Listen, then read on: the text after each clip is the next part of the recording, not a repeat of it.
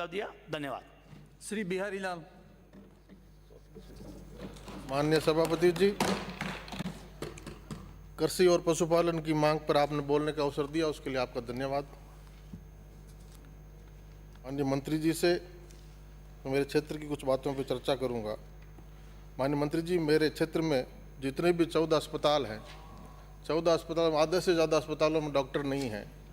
एक भी अस्पताल का खुद का भवन नहीं है। इसलिए आपसे आग्रह है कि सभी अस्पतालों का खुद का भवन हो, उनका स्वामित्व हो। एक का भी अस्पताल में खुद का भू स्वामित्व भी नहीं है। मैंने मेरे विधायक कोटे से एफएमडी में कोल्ड चेन मेंटेन करने के लिए पैसे देने की बात की तो एक भी डॉक्टर ने हाथ नहीं खड़ा किया, बोले बिना बिजली के फ्रिज कहाँ रखेंगे। ऐसी स्थिति मेरे विधानसभा क्षेत्र के सभी अस्पतालों की है। नोडल हॉस्पिटल की भी ये स्थिति है नोखा की। आरपीएससी में आपने डॉक्टरों की भर्ती भेज रखी है, उसको जल्दी से जल्दी पूरा करवाइए। जिस तरह टिड्डी का जिक्र हुआ, टिड्डी का हमला राजस्थान के किसानों पर हुआ और उसमें जो भर्ती सुपरवाइजर की अटकी पड़ी थी, हमने सबने प्रयास किया, आपने बहुत प्रयास करे। एक एजी साहब को खुद को कोर्ट में पैरवी के लिए खड़ा किया और वो भर्ती कोर्ट से निकली और 1800 से ज़्यादा नौजवानों को रोजगार मिला और क्षेत्र में सुपरवाइजर, एग्रीकल्चर सुपरवाइजरों की भर्ती हुई। इसी तर्ज पर पशुपालकों के हित के लिए भी वेटनरी डॉक्टर्स की इस भर्ती को जल्दी से पूरा करके और खाली पदों को भरने का काम किया जाए। और नए सब सेंटर्स और हॉस्पिटल भी जहाँ जहाँ आवश्यकता है वो हमने आपको लिख के भेजा, माननीय मंत्री जी, उसको खुलवाने का काम करें। और पशु चिकित्सा, नोखा के पशु चिकित्सालय में कृत्रिम गर्भाधान के लिए सेक्स सॉर्टेड सीमन के उपयोग की योजना प्रारंभ की जाए ताकि नस्ल सुधार हो सके। हमारी जो राठी, थारपारकर ये देसी नस्लें, उनका संवर्धन हो सके और उच्च गुणवत्ता का बहुतायत में हमें दूध उत्पादन हो सके। पशुपालकों की पशुधन की सुरक्षा के लिए जैसा राजेंद्र राठौर साहब ने कहा, निःशुल्क बीमा योजना या मात्र 100 रुपये का एक प्रति पशु बीमा योजना लागू करने का, ये पशुपालकों के हित में बहुत बड़ी कारगर बात होगी। इसको भी करने का काम करें। और नोखा में हमारे डब्ल्यूओ की बहुत आधी से ज़्यादा पोस्टें रिक्त पड़ी है।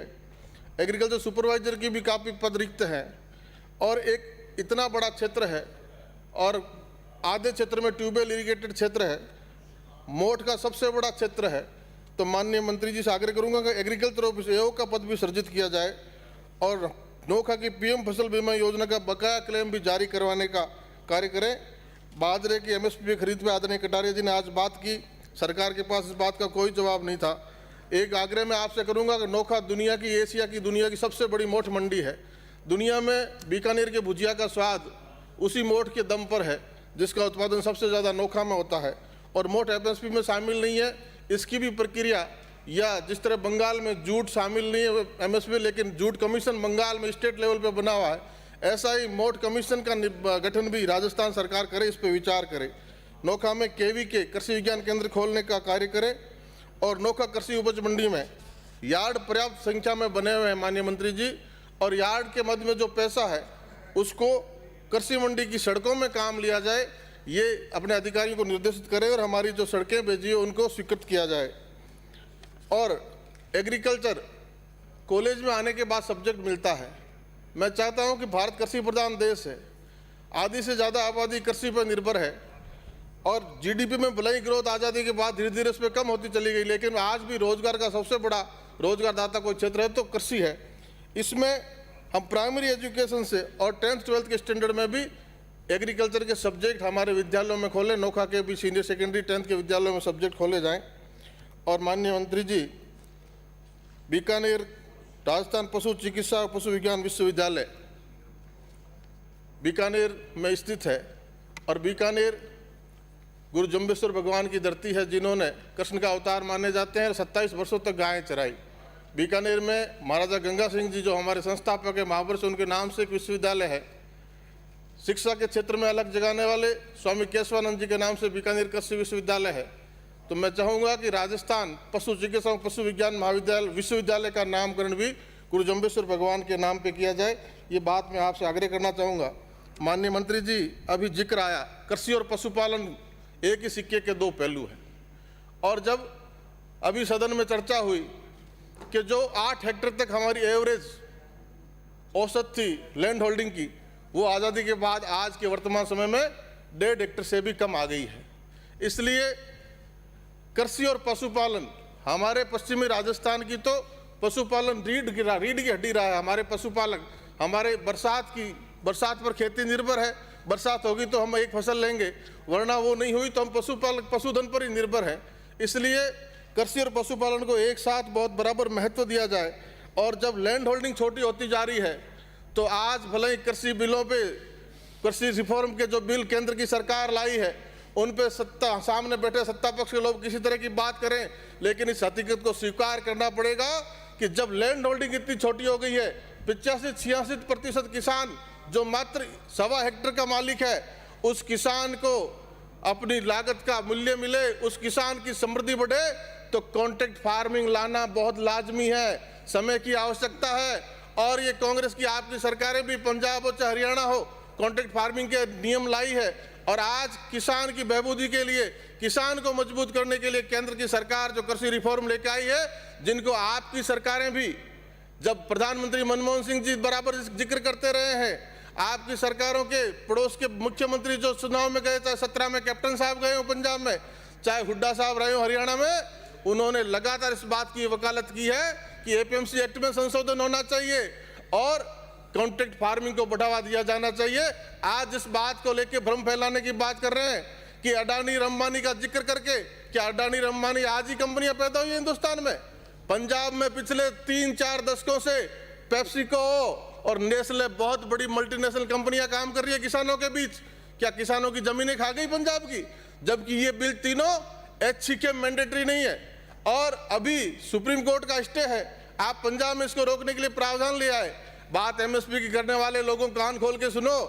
एमएसपी पे जब आप 13 आपका अंतिम वर्ष में, यूपीए के अंतिम वर्ष में खरीद 26,000 करोड़ रुपए की करते थे। आज एमएसपी पे खरीद 1,26,000 करोड़ रुपए पे हो रही है।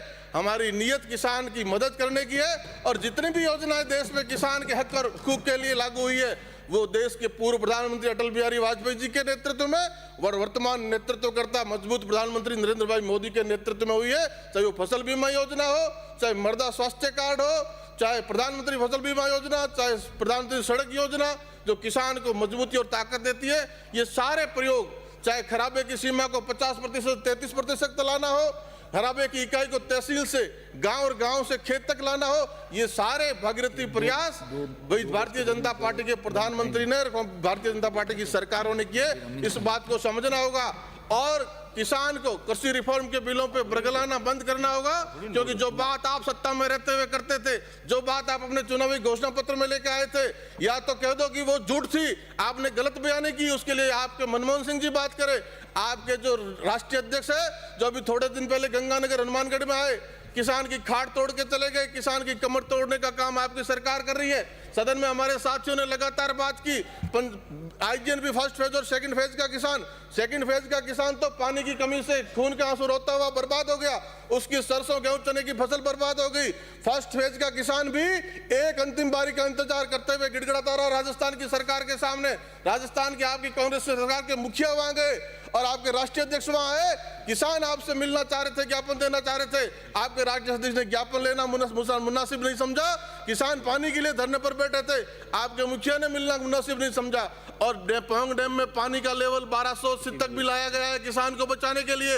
आज 1308 फीट है, उसको 1280 तक लाके किसान को आप बचा सकते हैं। लेकिन जब सदन में इस बात को उठाया तो मात्र अनूपगढ़ शाखा में मात्र 12,000 क्यूसेक पानी छोड़ के 1200 क्यूसेक पानी छोड़ के इतनी श्री कर दी गई। आधी क्षमता की नहर भी नहीं चलाई गई। सेकंड फेज का किसान बर्बाद, फर्स्ट फेज का किसान बर्बाद, खून के आंसू रो रहा है। और BBMB Bhakra Beas management board, जिसमें लंबे समय से हमारी मांग है कि राजस्थान का प्रतिनिधित्व होना चाहिए। आज राजस्थान की सरकार में जो मुखिया बैठे हैं वो जोधपुर से आते हैं, केंद्र में जल शक्ति मंत्री जोधपुर से बैठे हैं, जोधपुर के मंत्री जल शक्ति में वहां। और अगर राजस्थान के मुखिया की इच्छा शक्ति मजबूत हो तो आपके कैप्टन साहब पंजाब में सरकार चला रहे हैं, राजस्थान का प्रतिनिधित्व बीबीएमबी में हो तो हमारे हक की बात पुरजोर तरीके से वहां रखी जा सके। इसलिए किसान के हित की बात करने वाली सरकार किसान को बरगलाना छोड़े।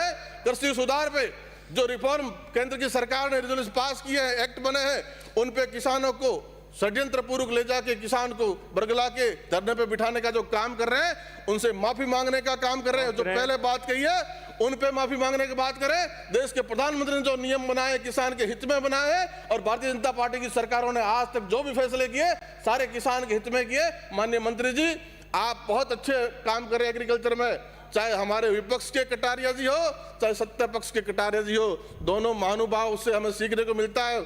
और आप बीच में बैठे कटारिया जी, अभी आपको बुरगलाने वाले मंत्री जी चले गए, आपके सामने गुजारिश है कि आपने पहले भी किसान की बात सुनी है, और मैंने क्षेत्र के लिए जो पशुपालक के लिए और किसान के लिए बात की है उनको पूरा करने का काम करें। धन्यवाद माननीय मंत्री जी। शांति कुमार।